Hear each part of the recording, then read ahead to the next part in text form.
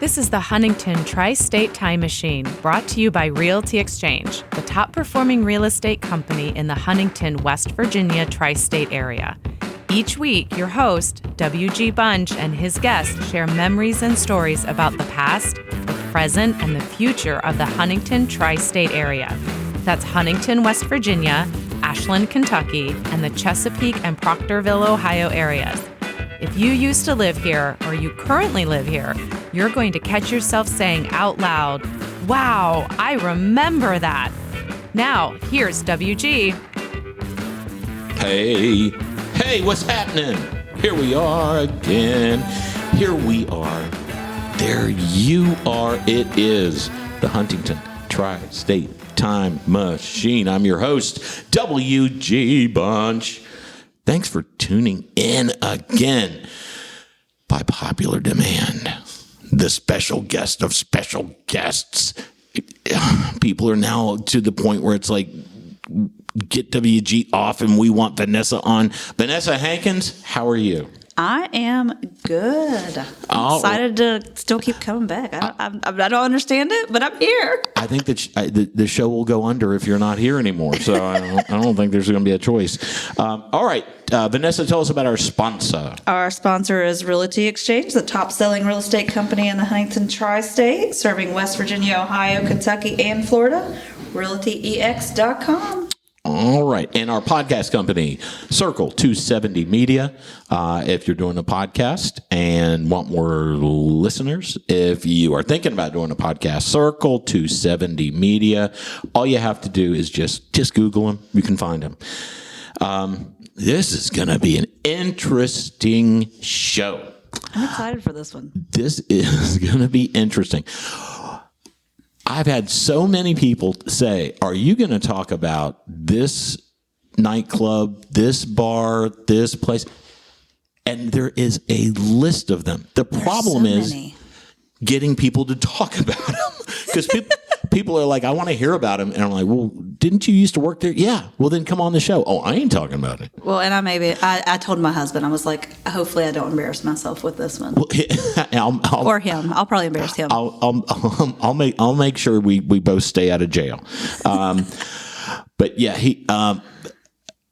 what we're talking about today is Banana Joe's. Banana Joe's. Now, it used to be, at one time it was Robbie's.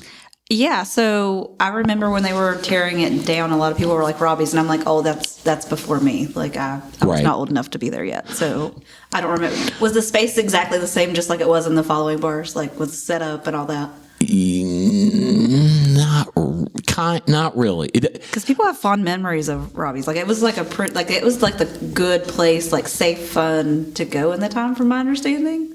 Is the way people, I don't know, that's the way people talk about it. Maybe you're like, oh no. I don't know about safe. I don't know, but it was, the thing with Robbie's is it was like, I think possibly our only 2-level club where there's an upstairs and a downstairs. So it made you feel like you weren't in Huntington. You were in a bigger city. Yeah, you could be, and Banana Joe's had the same layout where you could be up top looking down at everybody. Right. So that was kind of the deal.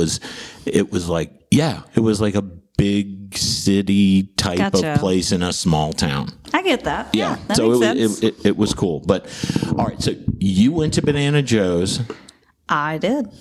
Many times. And you met the love of your life there? So I did not meet the love of my life there. So we actually we met on MySpace. That was before dating apps and all that. MySpace. MySpace.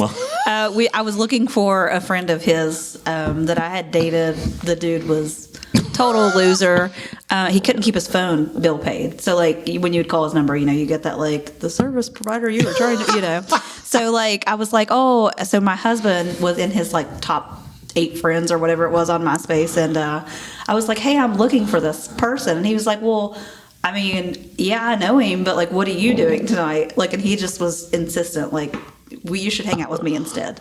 Let's go to Banana Joe's. Well, so we went to the movies like we talked about last week. Okay, all right. And I do not remember the movie. We both racked our brains about that. We cannot remember what movie we seen. But then he was like, hey, you know, my friend is at Banana Joe's and says his name. And I'm like, that's my cousin's boyfriend. Like, yeah, okay, I'm comfortable with that. Like, we'll go meet them. Is there a diagram for this? Because it seems like I contacted this person, and then I got with Brandon, and Brandon's cousin was this person. Right. And then all of a sudden I found out Brandon is so. So I'm a Chesapeake girl. Like, so I didn't spend a whole lot of time in Huntington, but I did have a cousin that lived in Huntington. We didn't allow y'all over here very often. I just, you know, whatever. I just wasn't coming across the bridge unless I had to work. That was it.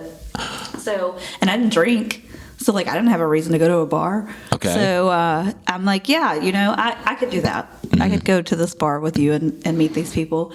And we had the best time, and we've been inseparable since. Oh. Yeah. Oh, look at little Banana Joe. Banana Joe's was the matchmaker. Oh, my gosh. Well, oh, gosh. My Banana Joe's memories, and I want to make sure that I don't throw myself under the bus.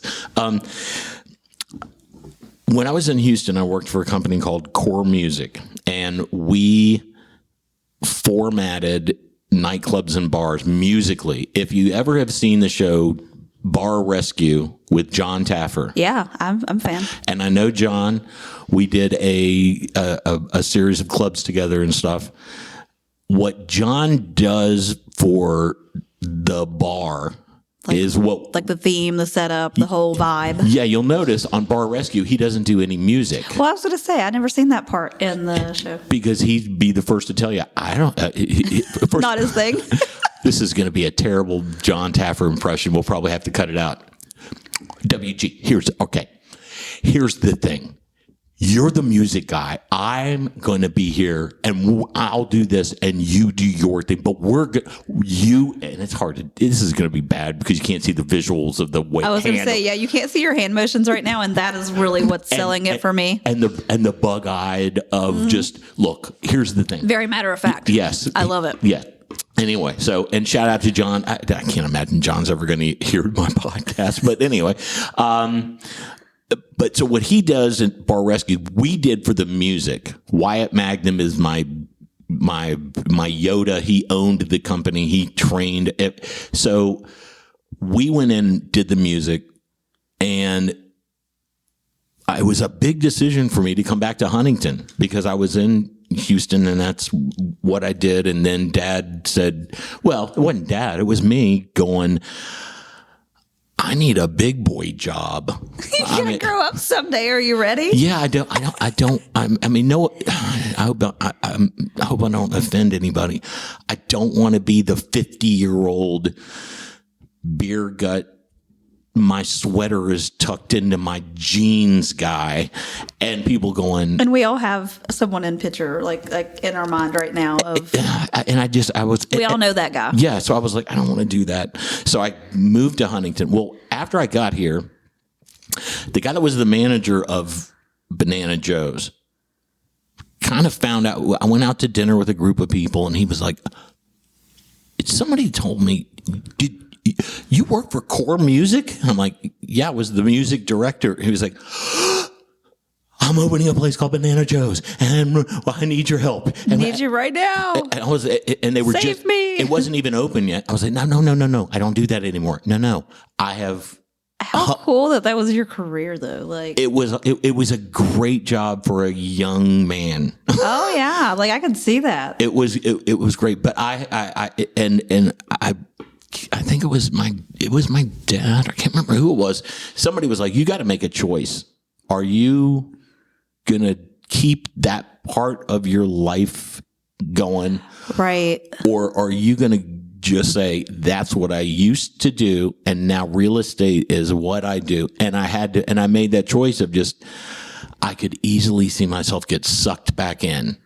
Well, it's so fun. Like even me joining you with this, like last night at dinner, my girlfriend, she's like, "It's so cool that you're doing that. What's it like?" And I'm like, like I still don't think I'm good at it, but it is fun. So I could see, obviously you have far more talent than I do with music and whatnot, but I could see it being just very enjoyable. It was a blast. And so this manager at Banana Joe's is like, okay, so you can't help with the DJs or anything. I was like, no. Call Core Music. Hire them. Yeah. And it's now called Magnum Music Group. If you have any music needs, and so they still do chains of. I mean, we did hotels, all the Royal Caribbean cruise ships, and Disney and Universal City. I had no idea this was like Dave and Buster's. A job you could have. It was, yeah. I mean, it was something. Where are these people on career day? It was crazy. But he said, well, all right, if you can't do that. I understand. I went there a couple times, and then and I have no idea what their names are. I'm sure they were. I remember them being nice guys, but his DJs were the DJs that were like, "Oh, I don't talk." The manager of Banana Joe's is like, "All right, if you're not going to do the music," and these DJs were very nice guys. But they were like, we don't talk. Don't give me a microphone. I won't know. Well, and you have to interact with your crowd. But then it was something where, I mean, I think they did a little bit of it. But Rick was like, go. Because he knew that you were going to handle business. And I was still, I mean, anyway. He said, I think it was just a random Saturday night, and I was there, and I was like, and he would come up to me and go, so what do you think? What do you think? What do you think? And I'm like, it's great. I haven't heard your DJs talk in like an hour. And he's right. like, what should they say? Go up there, do something. I'm like, what do you want? And I would just go up, and they would just give me the microphone. And it was. I feel like I would do that too. I'd be like, "Well, you're the pro. Like, don't let me embarrass myself here." And it was just all a confidence thing because they were like, "No one's going to do anything. You think they're going to? They're not." Yeah. And I mean, it was just, let's give it a shot. And I have no idea what it was. Probably some cheesy, put your hands in the air, wave them like you don't care type of dummy thing. I mean, I enjoy that. And they all, but just still like in stadiums, the wave. Yeah, exactly. Their eyes bugged out. And they were just like, oh my God. I was like, yeah, come on, let's go. This is a party. Yeah. And so then they contacted me and said, we've got Vanilla Ice coming in. And I was like, now I'm jealous. And I need you to,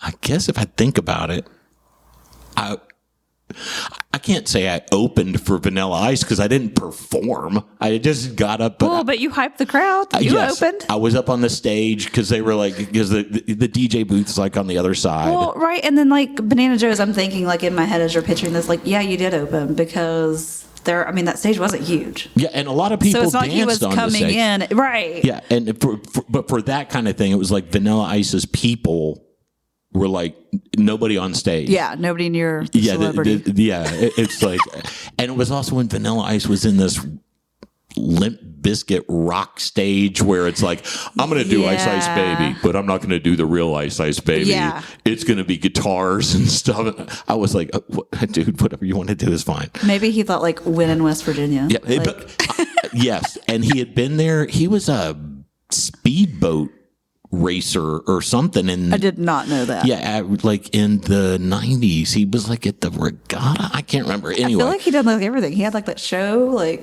yeah, he did like remodeling. Yes, yeah, and nicest guy ever. I mean, and he was just because I just kind of popped in and off of the stage. Are y'all ready for Vanilla Ice again? Right, yeah. Place was packed.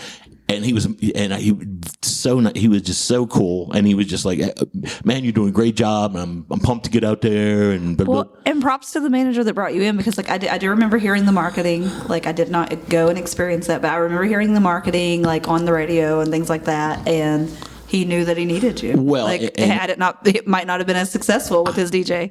It was. I think there were a lot of people that could have done the same thing I did, but then it went so well Soon thereafter, he contacted me and said, we're hosting the official Kid Rock after party. You found yourself as part of the team, whether you wanted to be or not. I was like, oh, it's the quote from Godfather 3, of course. Every time I think I'm out, they suck me back in. Yes. And I was like, he was like, I need you for Kid Rock. And I was like, I said okay, and that was also good. But Kid Rock didn't perform. I was going to say, that was like an appearance, right? Correct. I do remember this one, and then he brought his new lovely lady, right? Pam was there. I bet Huntington went crazy. And everybody's up on the top deck looking down and stuff. And it was something where, okay, here, all right, think about this. If you were a DJ and you're hosting the Kid Rock after party or whatever, you're like, the question is, do you play a Kid Rock song or not? Or oh my gosh, because the decision is, do you want to kiss the ass of the performer, right, or are they going to go, oh, so predictable? Yeah. Ooh. What would you do? Because I wouldn't play the music, but. So, God, I think I would just be like, dude, listen, this is making me super uncomfortable and I don't know what to do. So I'm just going to be like, hey, what do you prefer? Do you want them to sing your song in front of you, or do you not want to hear yourself at all? I think I'm pretty positive they play Bawa Taba. Oh, that was big there for a while. And the whole place erupted. Oh, yeah. White trash royalty. I bet Huntington went nuts. And he's upstairs and and he does this little walk over to I need to know what he was wearing. Did he have the fur coat on? No fur coat. No fur coat. It was a white tank top T-shirt. I think I his I don't want to say what I called those because I'm sure it's not politically correct anymore. Yeah, wife beater. Yeah, it was more. I don't remember. That's kind of his style. And I think he had a hat on. She had one of those big like goofy fur hats that were like. I heard those were trendy back then. And I think she might have even brought him into the. Anyway. So and he like comes over to the balcony and waves at everybody as his song's jamming. Yeah, and there's like 20 security guards on the stairs. Like you would have had to be Batman to get up there. Oh, I could totally imagine that. But as nice as could be, and then I get contacted again. We've got. Oh, what is his name? David Allen Coe. That's his name, right? Yeah. And I'm not a country guy. So my ex-husband loved him. I listened to it, and I didn't listen to it willingly. Like when your spouse listens to music, you hear it too. But yeah, very familiar. And it totally different crowd. Also has a cult following of different people. Yeah. And I was just like, I don't know why I'm here. Did it get packed in there? It was packed, but you're not playing the music. It was a totally different vibe. Yeah. And I was like, I don't even know what to say. I mean, it was like, because this guy. I can only imagine. He was fine, but he was just kind of like. I did not hear that he was a super nice fella. He was like, I've been doing this for a long time. Get out of the way, kid. Right. He wasn't trying to mess with you. No. And then the last time I ever set foot in a DJ booth or did any DJ work, except I DJ'd the 13th birthday of my stepdaughter, I think. She brought me out of retirement. Hi, Brooke. But other than that, at Banana Joe's, there was a thing called the Venus Swimwear Pageant, which was like a knockoff of Miss Hawaiian Tropic. Yeah. Okay. So and the Venus Swimwear Pageant was like, your MC needs to be like Venus the Razors, like that company, or did that just go like that was just the random word that they went with? I've never thought about that. I don't think I'm like, is that a corporate thing? Don't think it has anything to do with the grooming products.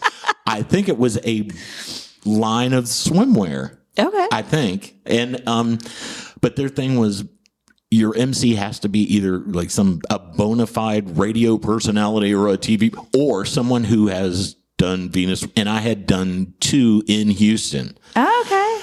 So Rick was like, I need you again. Yeah. And bringing you back in. Last time that I was, because I'm on stage with 15,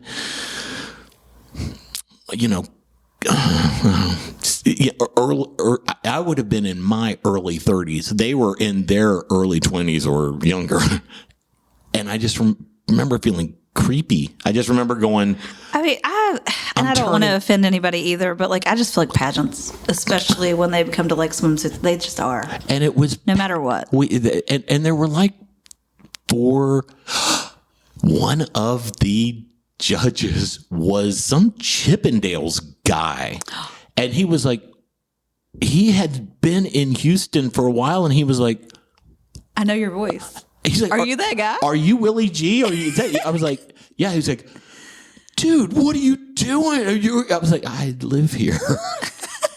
But this is actually where I'm from. Yes. Welcome to my home. But I just remember being on that stage and getting a creep vibe of, I'm getting too old. This is not me. This is not good. I get that. Yeah. So it was like, I need to completely bail. And I think they asked me to do and I was like, and I told Rick, I was like, I'm out, man.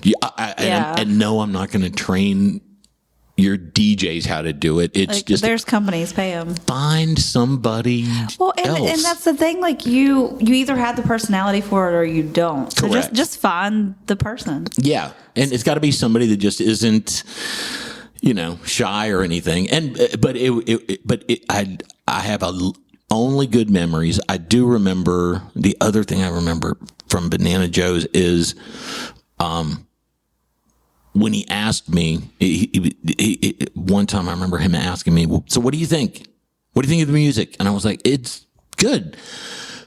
This is the 6th rap song that your guys have played in a row, and the dance floor is packed. And you don't want to leave the floor. Like when you're like in your groove, like you're having a great flipping time, right. And it doesn't matter how thirsty you are. Like you're not leaving that floor. Oh, my little rookie. Oh, my little rookie that I'm getting ready to train here in a sec. That's exactly what, and that's natural for DJs is I got a packed floor. If your floor, you're doing your job right, is what they think. Yeah. Meanwhile, your bartenders are shining glasses because the dance floor's packed. Everybody's on the floor. And the people who aren't dancing are just standing. People watching. Yeah. So my favorite part of a bar. And I told him, I said, you need to, I would do something different. Like what? What do you think? I feel like you made people nervous. They were looking at you like you're the pro. Like you are the pro. Well, and so I went up to the DJ booth, and there was no streaming music. They had to bring in their own. They had their own CD. You remember the big like cases? Yes, that's what. And so I kind of looked at them, and they said, "What would you play?" And I said, I would play AC/DC, Shook Me All Night Long. And they're like, always a winner. They were like, we don't play that. We don't play that. I was like, why not? It kind of was like known for rap music. And they said, if you play it, and because there were 2 of them. They needed to put the blame on you if it went terribly. They were like, we're going to stand outside of the DJ booth. So when they're fully putting the blame on you. Yeah, they're like, when this fails epically, we don't want to be associated with it. We want to look like kidnapped victims or something. And I was like, and so they said, okay, go, show us, teach. And I was like, okay. And so I put on Shook Me All Night Long. The dance floor comes to a complete halt. Yeah. Half of them start booing. And where do you think they all went? To get beer. They're all dying of a thirst. They all hit the bar. Yeah. And the people who had not been dancing come up, and now I've got to completely. Well, you've changed the vibe. Yeah, you've changed the vibe. These guys were just like, oh my Like, you just made us money. And I said, here's all you need to remember. Luckily I learned early in my career was dance floor rotation equals higher beverage revenue. Don't get totally seduced by I've got a packed floor, and because that's why bars go out of business, and that's why these places go. But it was packed all the time. But you weren't making money. You weren't making money, right? So they were, and then they kind of started going off the rails a little bit. Started playing other stuff. I was like, no, keep a focus. You misunderstood the assignment. And again, and so now I've got the manager go over and help him. I'm like, no, I've already told you, I'm not doing this. Yes, you're sucking me. No, I can't. You can't keep bringing me into this. It's so hard to watch people like be terrible, though. Yes, it's so hard. Like for me, I just step right in. I'm like, let me, and I'm probably an asshole. I get that pretty often, but it's just I'm not a teacher. Yeah. Like I am a teacher in my classroom, obviously. But I'm like a step back and let me show you. Let me just show you, because you're not listening to my words. Right. Yeah. Okay. All right. We haven't played the game yet. We're gonna play a game, and I'm gonna ask Vanessa. I've done really awful on these, I think, every time. No, and we're gonna do a your call. So it's not a right or wrong. Okay. Won't be right or wrong. Hopefully you don't pick the wrong one. Okay, so we're talking Banana Joe's in the 2000s. So I'm going to give you some musical choices, and you tell me your call.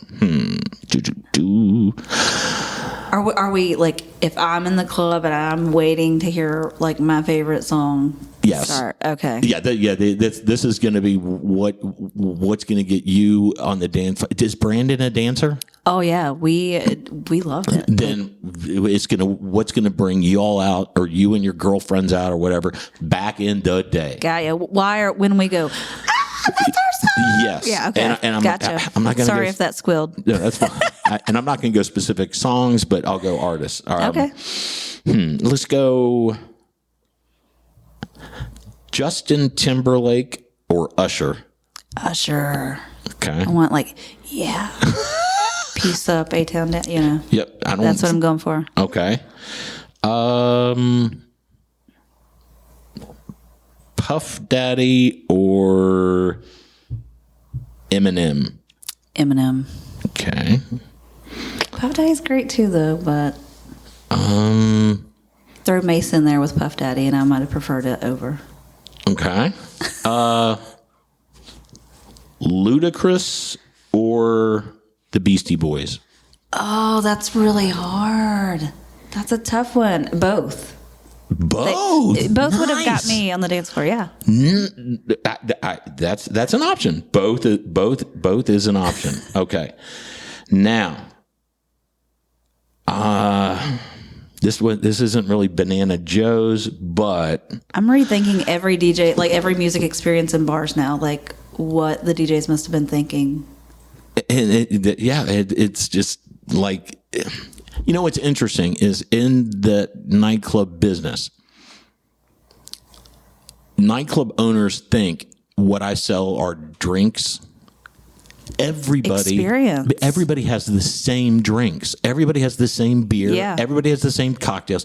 You have nothing original except the music, the vibe, and what you're offering. So, right. And so what is interesting always has been this way. And this is how, when we came in and core music, we did our stuff, was because they would say, we have just spent $2 million opening this bar and stuff, so we're going to put our entire fate in this 19-year-old kid with a bag of records. Right. And if we fail, we're not going to understand why.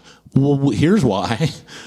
Because that product is, and managers would be like, well, I don't know anything about music. And I'm like, well, then get someone who does. Well, I was going to say, you find someone that does, and you rely on them. Yes. All right. I'm giving Vanessa a list of, just pick one or two. There's a list of, these are the acts or whatever that I was lucky enough to interact with. Now, this is back in my Houston days, but I was very lucky to meet some people. So, teenager Vanessa, late teens, and me. I need to hear an O-Town story. I have to. I need to hear this story. O-Town. Because I want it all. Yeah. So making the band. Oh, yeah. Yes.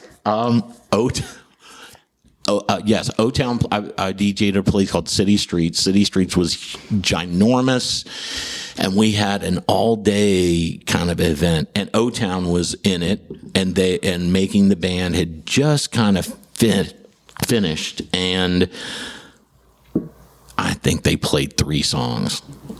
Liquid. They had Liquid Dreams. Which sounds like a Gatorade commercial. As I drink my electrolyte Gatorade situation here. Yes, Liquid Dreams, All or Nothing, and they probably did a cover song. Nicest Guys in the World. And after the show, Ashley, the blonde-haired dude, the hot one, he was the good-looking guy. All-American, like blonde hair. Yeah. Now, and they'll never hear this, so I might as well just spill it all out. And this other guy, Trevor, also very good looking. They were both of age. So gotcha. There were 3 other guys in the band. I remember one kid was just 16 or 17 or something. I feel like that's kind of how those boy, like even the girl bands, like it was such an eclectic mix of. Yes. Here's the looks. Here's the voice. Here's If you all remember O-Town, if you go back and watch the video for All or Nothing, you'll notice Ashley doesn't really sing, but he's the main focus because he's pretty. And again, marketing. Yeah, somebody knew what they were doing. Yes, yeah. But they were as nice as they could be. And after the show, they were like, where is a good place to eat? Because it was like a Sunday or something. Oh, yeah. And so I took him out for Mexican food at 11:30 at night or something. And my favorite. Yeah, it was just me and Ashley and Trevor. And Ashley, and the show again was popular. Ashley couldn't. Poor guy couldn't even have his chips and queso. Girls just came out of nowhere who were just, and they weren't like, "Aren't you Ashley?" It's tough being good looking. I imagine they just came out and just went, "Hi." And Trevor would, and they did that for Trevor as well, but nobody did it for me. Poor WG. I tried to get some shrapnel and I couldn't even get any of that. I probably looked like I was, like I said, I was only 30, but so I wouldn't be old enough to be the dad. But anyway, I was the much older brother. But yeah, they were great. And then Ashley. I feel like they seemed like they were nice. Obviously, I did not meet them, but from how they were portrayed, I don't even remember what his name was. There was one who was a total jerk. I mean, there's always one. Which one was it? What does his hair look like? They were known for their. What does his hair look like? Well, which kid was it? He's the dread-haired dude. He looked like a jerk. He was trying to be the bad boy. Yeah, there's always got to be one. And I was like, look, with your little teeny goatee, I was like, step off, buddy. I mean, it wasn't like we were, but it was just, he was. So it wasn't just a persona, like he actually was a dick. A jerk. The other guys were like enjoying the experience of, hey, we've got 4,000 people waiting for us and we're going to go out and basically lip sync 3 songs and have girls scream. And he was the one that he also was the only one that really played an instrument. He played guitar, I think. So like mad to be there. Yeah, I don't want to be. Sorry, let us keep your check then. He's like, yeah, he was still collecting. So get over it. Yeah, he was the guy that was like, I don't know why we don't really play our instruments. I'd be like, just dude, you're just not understanding the boy band movement. Just chill. I also I can't get too far into it, but I remember meeting Destiny's Child from Houston. They were from Houston, right? And I forgot about that. And Beyonce was not an original member. And I didn't know that. That's news to me.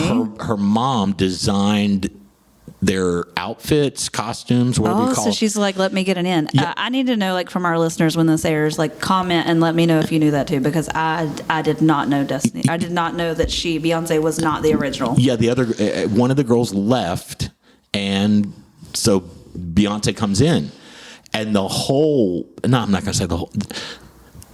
In my opinion, the focus of the band was not supposed to be Beyonce. It was supposed to be Kelly Rowland, who is gorgeous. Oh my God, she is, and like still today, like I don't feel like she ages. I met because they were at the radio station, and I remember they came in, and I was like, that's one of the prettiest girls I've ever seen. She really is. And she's never. I mean, I know they did the costumes and they did all the thing, the show makeup, but like, she always just looked just naturally gorgeous. I remember her, and I also remember Janet Jackson was much prettier than I was expecting, and she's little. Which I feel like they did a lot of makeup on her though, like for everything. So I could see that. I remember Janet Jackson walking around like she didn't know where she was going. She had to have handlers. I'm like, you're walking down a hallway. What is wrong? You don't know how to walk down a hallway. She's like looking around at the walls, going, "Where am I supposed to go now? Do I go down this?" Yeah, don't you sound like all the Jacksons right now? Yeah, exactly. I'm like, what do you think? You're going to turn around and go the other way? No, you keep walking this way. Okay, thank you. I just want to. I feel like I want an entourage. Like I want to be famous. And that's. I want people to walk me down hallways. And the biggest bodyguards you've ever seen. They're for such a small woman. They're like 8 feet tall. They're like trees. And I was just like, you guys are you're the biggest people. I bet you're like circus freak big. Yeah. And they're just like, where are we going? I was like, you go wherever you want to go. Yeah, at your size. Yeah. But you're supposed to go in that studio in there. But I don't want to be the one to tell you. Oh my God. Yeah. So, and yeah, I we'll probably edit this out because it'll get sidetracked and stuff. Had nothing to do with O-Town. Doesn't have anything to do with Banana Joe's. Yes. We could do an entire show of just, yeah. So I'll share a funny story with you that I just remembered it. Yes, people are now going, can we hear Vanessa for the love of God? Enough with this motor mouth. So I don't know how many people know about this. I know my siblings will. I used to take my little like double cassette player like radio. Oh yeah. And I would record Key FM. And then when it would come to like their part, right, like I would stop it and I would record my own interlude and then pick it back up. And then I would listen to like my whole recording, both sides, because you had to fill the whole freaking thing up, Right. So I would do both sides and I would just do it for hours. And I didn't know like I knew I was doing what they were doing, but I didn't know like a DJ. Be a DJ. Well, and so it was so fun. And this is how it like came to a very abrupt end. Like I loved it, and everyone made fun of me. Like all my siblings made fun of me. So my older cousin lived with us, and she had a boyfriend that was older than her, and he was not supposed to be in our house. So when he would come over after our parents were gone, she would kick me out of our room. Like, you're not allowed to be in here. I was like, oh, I'll show you. Beach. So I record them in my room. And I don't ever listen to the recording because at this point, like I'm too young to like know what I recorded, but I know that you can hear John. He's in there. Hey, put the kids away for a second. Hey, listeners, put the kids away. Earmuffs, whatever you want to say. All right, now continue. So you can hear her and her boyfriend. Oh, God. And so when my mom gets home from work that night, I'm like, listen, she locked me out of the bedroom. She made me do her chores. And listen to this. I'm going to play this for you. And I come in with my boombox and I, put it down. And I'm like, listen, they were in that room for an hour. Of course, I didn't know what my mom was about to hear. But, they took my radio. I'm blushing. They took my radio. So I never got to be a DJ again. So you got in trouble for recording it. Yeah. Wait. When you say who took away your radio, your my sister. Okay. She broke it. Oh, yeah. my. Cousin, sister. Like, so adopted. So I refer to her as my sister, but she's my cousin. Because she didn't really like the audio, or she thought we could do a better performance. She got grounded from her boyfriend, so that was my fault. Yeah. Okay. Wow. She actually took the power cord from it, so like I still had the radio, but no access to power. Because she was smart like that. And now today, these celebrity DJs could probably just put a beat behind it, right, and make it make it a hit. Yeah, make it a song. It's like, what is this song? This is called the girl and her boyfriend. The girl and the boyfriend, right? They're like, I love that song. Play it again. Oh God. Yeah. Okay. All right. Well, this has really gone crazy places, but so Banana Joe's. I don't even know how to get this back on track. Let me get how to lasso it back. It was great. It is now the market. The right? market. Yeah. Okay, gotcha. And it was a place after that, a country place, wasn't it? Silver City, Saddle Ridge. It was several things. I feel like there for a minute. Did you ever go there? Yeah. Okay. So we lived downtown. Oh, yeah. So we frequented like all the places. And it was next to the Red Room or Red Iguana. We called it Red Iggy. I don't know if anybody else did that, but we did. Red Iggy. I went to school with a kid named Red Iggy. I was like, hey, what up, Red Iggy? Oh, it had like the grossest couches. No, I don't know who the owners there were, but it got gross in there. But so talking about that vibe again, like in the places you want to sell that experience when you're going to these places. So we had a whole schedule because where we lived in the Frederick, we would go down and eat Rio. Mm-hmm. That was the beginning of the evening. Mm-hmm. It was like 5, 6 o'clock. Hit St. Mark's. Mm-hmm. Go down to what was the pool hall? TJ's. Okay. TJ's, play pool, drink again because we were not old enough to drink yet. Me and my girlfriend. Didn't you just say you went down to TJ's and drank, but we weren't old enough to drink? Yeah. It's not there anymore, so nobody can go back and get in trouble for that one. That's the only reason I said it out loud. All right. Hank Dial's not here, thank goodness. Go ahead. So we could drink there. Right. And then we would go on up to the other side of town again and go to Red Iguana, go to Silver City, go to whatever was there at the time. Right. No, but we went all over. And because David Allen Coe would have been, was he at Banana Joe's or Silver City? Because that was the other thing that they also... I bet it would have been like the country bar more than Banana Joe's. No pun intended. They lassoed me into to do another show where they're like, we've got David Allen Coe. And I was like... I don't think that would have been my crowd either. Yeah. So that would have Silver City. It was a little bit of a blur. But anyway. I'm trying to remember if it was... Silver City or Saddle Ridge that when they had the bull in there. Like the bull was a really big thing. You could ride the mechanical bull. Yeah, I'm not a country dude, so I don't know. Yeah, it was a whole thing. I don't remember the bull being there when I was there. So when you would walk in like the front door, you'd have like that little entryway and you'd turn to the right, pay at the window, whatever. Mm-hmm. And you would go in and you had your first big bar on the right, but then to the left was where the bull was. See, I remember that being another bar there area. Was another bar, and it changed out very quickly. I don't know if it was an insurance thing or someone got, I don't know. Okay. But that was my waiting area when they were like, come in and do your thing. I would go in and I'd be at that little thing. Little section. Signing autographs for no one. I'd have to pay friends to come in, and they're like, hang out with you. What am I doing again? I'm like, just pretend I'm important. Yeah, I don't remember what happened with it. I feel like I'm gonna have to ask some of my girlfriends that bartended back then from Marshall. Yes. Like, what the hell happened to the bull? Where's it at? I bet it's in a closet somewhere in Huntington because that's how things are around here. Yeah, we still have that guy. He's back there in storage. Yeah, or it's in one of those warehouses with old pinball machines and video games. And there's somebody going, y'all need a bull? I remember going in there one night, and it would have been the country bar with Brandon. And we look over, and my mom is riding the bull. And I was like, well, this isn't awkward. Wait a second. Yeah. Your mom... Yeah. I was like, we need to not be here. This is terrible. Have you ever seen that? What's that movie, Bad Moms? Oh, yeah.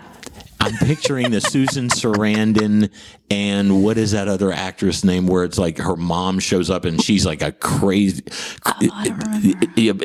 Bad Mom's Christmas, I guess, or whatever it Oh, was. yeah. And I can't remember what that actress's name is. And then Susan Sarandon, the mom, shows up and they like go out to bars together. Oh, yeah. Like, it's funny because I think my little sister gets along with my mom better in that aspect. She would totally go out with my mom. And me, not so much. Not for me. Not for me.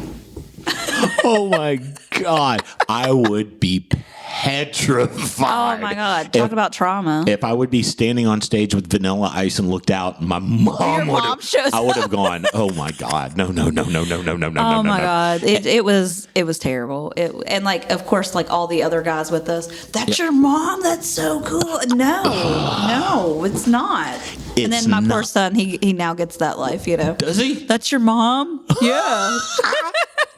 Awesome. Oh my God. Oh Lord. All right. Well, we'll probably edit the hell out of this because we've been here, there, everywhere. We've gone everywhere. And places in our hair. It's crazy. But all right, we're gonna sign off. Thanks again to Realty Exchange. Thanks to all of you all for listening. And if you've got ideas for the show, go to the Facebook page, feedback, that kind of stuff. Just let us know. And Vanessa, take us out of here. We are out of here. Thanks for listening to the Huntington Tri-State Time Machine, brought to you by Realty Exchange, the top performing real estate company in the Huntington, West Virginia Tri-State Area. If you have a memory you would want WG to talk more about, just send him an email at memories@htstimemachine.com or post a comment on the Time Machine Facebook group page. Did you like this episode? Be sure to share it with friends and family. You can find a link in the show notes that you can use to share it. And be sure to let Realty Exchange know that you like the podcast as well. Their contact information can be found in this episode's show notes.